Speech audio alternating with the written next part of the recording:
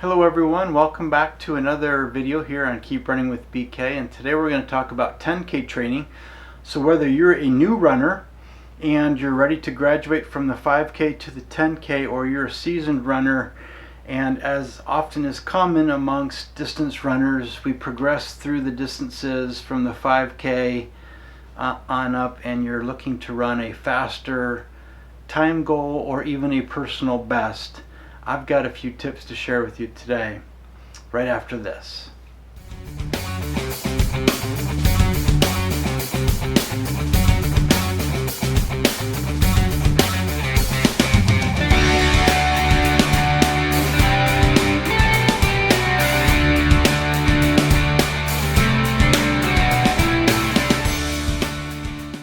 So when it comes to training for a 10K, some of the basic things are very similar to what I talked about in my 5K training video, and I'll provide a link to that video in the upper corner, and I would really encourage you to check that out as I go into some more depth over some of the basics. But basically, you're going to need to do or spend some time doing some repeats, which are short efforts targeting developing your top end speed, and shouldn't exceed any more than 5% of your weekly mileage. Should also be doing some volume of interval training, which is slightly longer than what you would do for repeats, and the effort is around your 5K race pace, where you're really working on your running economy and just growing in your comfortability with being uncomfortable. And that should not exceed any more than 8% of your weekly training volume. And the third type of speed work that you typically would do is either threshold or tempo training, which shouldn't exceed more than 10% of your weekly training volume, and is really the sweet spot, I believe, for the 10K training. So as you work through your progression from repeats to intervals to tempo threshold training, this is where you're really going to camp out, and you're really going to do your heavy lifting for your 10K best or your faster 10K time. But I do want to spend some time thinking too, if you're graduating from the 5K to 10K, one of the first things we need to evaluate is what your overall workload is. And your training workload is essentially how frequently are you running. So one of the considerations is you may need to consider adding an additional day of training to your week, as well as your volume, which could be measured in time or distance depending on which paradigm you use for approaching your training. Do you need to add more time to your weekly or running, or do you need to add more mileage to your weekly training? And that could be by adding an additional day, or it could be just sticking with the frequency that you currently have and maybe bumping up the amount of mileage that you're doing or the amount of time that you're running on a given day. And then thirdly, you're looking at the intensity, and that's really where the speed work comes into play. Now, some of the core basic principles that also hold true as you're training for the 10K is you need to make sure as you evaluate your workload, and you're maybe making some adjustments if necessary. So for instance, say you're currently been training for 5K and you're moving up to the 10K. Sometimes that means comfortably and gradually increasing your mileage. But if you're already running the amount of mileage or the amount of time per week, and you could comfortably run a 10K, you may not need to make any of those adjustments whatsoever. But it's important to remember, make sure that you're getting adequate rest and recovery time in there. Sometimes when we want to strive for faster time, or we bump up the race distance or the distant goal, we can neglect the amount of rest and recovery that we get. And it's important that our development and our growth really happens in those rest periods. We train hard, which basically tears the body down, and in those rest and recovery periods is when the body rebuilds itself, and it rebuilds itself stronger. So we got to make sure that we're getting the rest and recovery so that those can be quality sessions, and that our body has ample time to recover and rebuild itself. The other thing that we want to make sure is that our easy days are easy.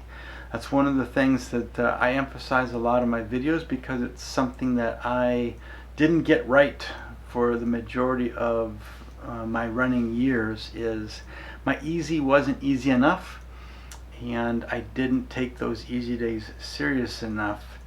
And something that you need to consider if you want to be successful in your speed development. You know, one of the other things that may sound even counterintuitive, and I have to remind myself of this even, is when we're training throughout the week, ideally we want to kind of finish each of our runs almost feeling like we have a little bit left in the tank, or we could have given just a little bit more or done a little bit more.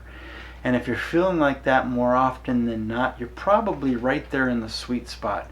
Very rarely should we feel completely tanked, completely spent, or like we couldn't go on any further.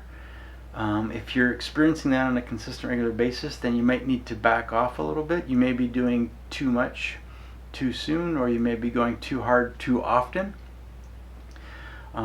But we want to limit that feeling spent or going all out or leaving nothing in the tank for very rare occasions throughout the training year, or in some of our final prep, maybe 1 or 2 workouts in those last few weeks before we begin a taper. So keep that in mind as you evaluate your current training and what adjustments you might need to make before you move up to the next distance and your next time goal.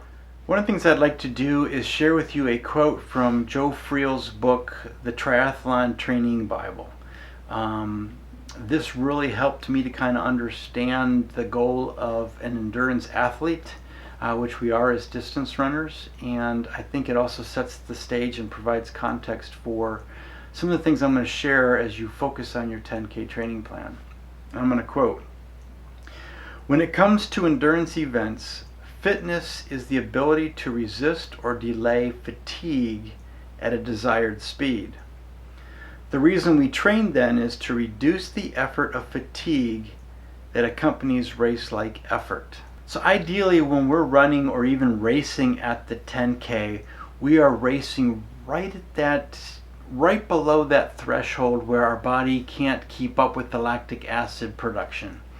So as we run and we're expending this effort at these faster efforts, our body is producing lactic acid, and there's a tipping point that's really hard to identify, but there is a tipping point where we cross that line where our body's ability to get rid of it is slower than how fast we're producing it.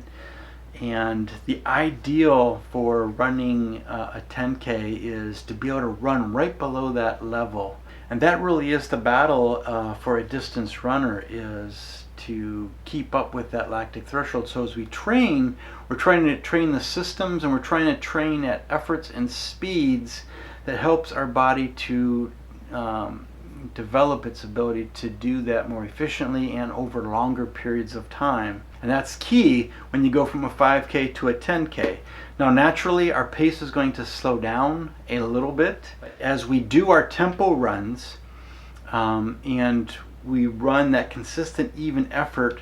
We're trying to run it right below that threshold level, so that over time, and as we lengthen those amounts or we increase the amount of volume that we're doing at those amounts, our body develops its ability to remove the lactic acid and delay that onset of fatigue for longer periods of time for that longer distance that we're trying to run. So again, one of our goals is to continue to maintain our base mileage, with the majority of our runs being at an easy effort. It's wise to follow kind of the 80-20 rule, where 80% of our running is at that easy effort, 20% is of the type of speed work that I mentioned, where we do some repeats, intervals, and tempo or threshold runs. And similar to my 5K training video, at a high level I would encourage, if you haven't been doing this, to start off with about 3 to 6 weeks of repeats, overlapped by 3 weeks, with 3 to 6 weeks of interval training, overlapped by 3 weeks, with threshold and tempo runs. Again, not to exceed those percentages that I gave earlier. No more than 5% for repeats, no more than 8% for intervals, and no more than 10% of your weekly mileage for tempo or threshold runs. But I want to focus really here on the tempo and threshold runs. When you're running a 5K, oftentimes I think those shorter intervals, half miles, maybe even mile tempo runs are really good. But when you're training for the 10K, one of the things that I like to do for the 10K and beyond is to really do more time-based intervals. Either starting off around 10 minutes and working my way up to 15 or 20-minute intervals where I'm maintaining that steady, even pace at basically 10K race pace. And sometimes what I'll do is I'll take one of my runs during the week and I'll throw into the middle of that one of these 10 to 20 minute tempo runs. Or maybe one of those runs during the week I'll do more of the shorter interval type tempo runs. But then based on how many miles I get in there of hard effort and how many I have left in that 20% allotment, I might throw that into my long run. Ideally, I like to throw it in near the end where my legs are tired. That way I'm helping my legs to develop that ability to turn over and to remove the lactic acid and try to delay the onset fatigue while the legs are really tired. And it's just good mental training. It's also good for the physical training.